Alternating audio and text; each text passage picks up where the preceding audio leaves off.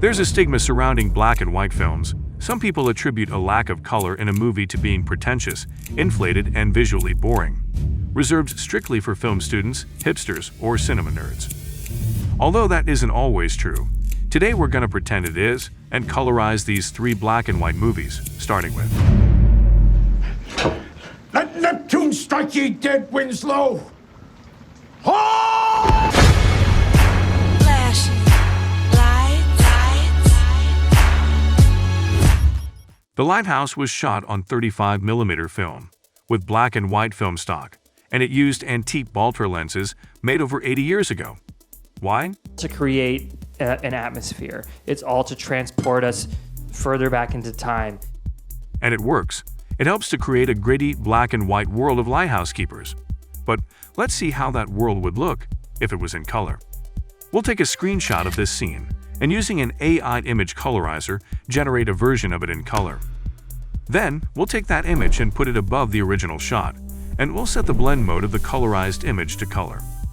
A blending mode is an effect that changes how the colors blend with other colors on lower layers. The color blend mode preserves the brightness of the bottom layer, while adopting the hue and chroma of the top layer.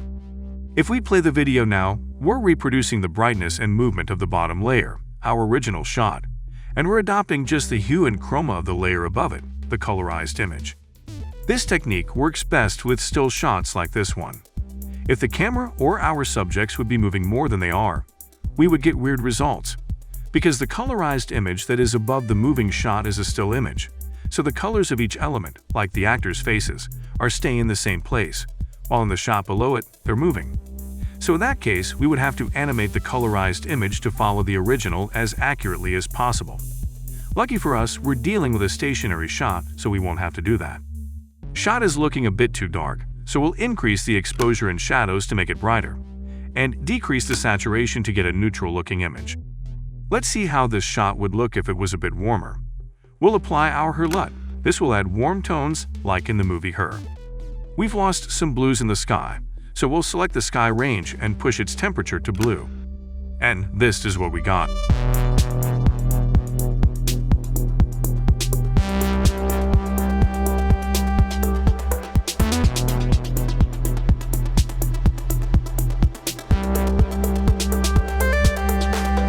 But we didn't stop at that. This scene can be color graded in hundreds of ways.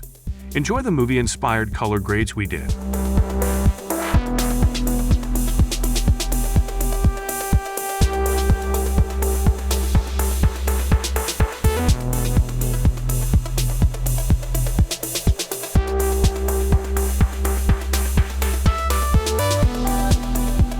Let us know in the comments which version you like the most. There will be generations because of what you did. I didn't do enough.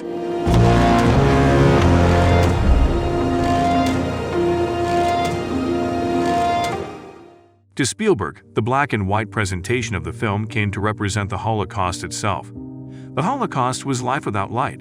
For Spielberg, the symbol of life is color. That's why a film about the Holocaust has to be in black and white.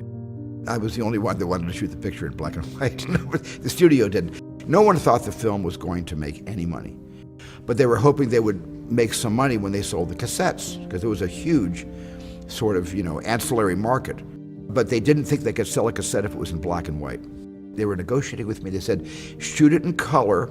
We'll release the film in black and white, but then we'll release the cassette in color. And I said, no. I don't know the Holocaust in color. I wasn't around then. But I've seen documentaries on the Holocaust. And anybody who's seen any documentaries, they're all shot in black and white. Now that we know why Spielberg shot Schindler's List in black and white, let's see how it would look if it was filmed the way the studio wanted, in color.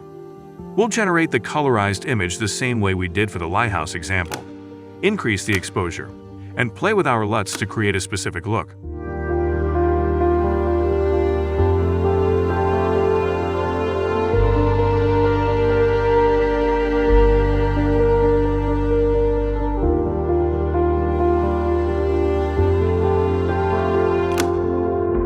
Years ago, I looked at a picture of the world's greatest newspapermen. I felt like a kid in front of a candy store. Well, tonight, 6 years later, I got my candy, all of it.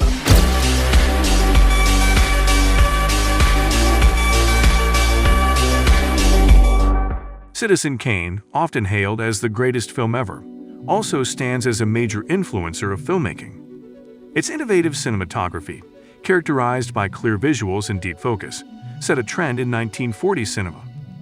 The cinematography and lighting of Citizen Kane played a pivotal role in shaping the film noir genre of the 1940s and 50s, with its deep focus technique leaving a lasting mark on many noir classics.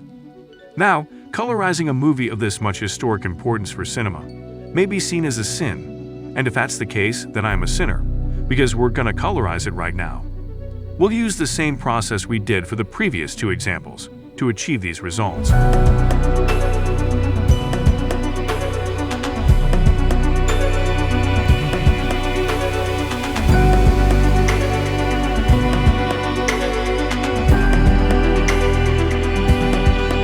All the LUTs used in this video will be linked in the description.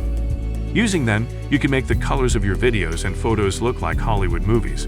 If you want to dive deeper into the world of color grading, check out our color grading course, also linked in the description. Thanks for watching.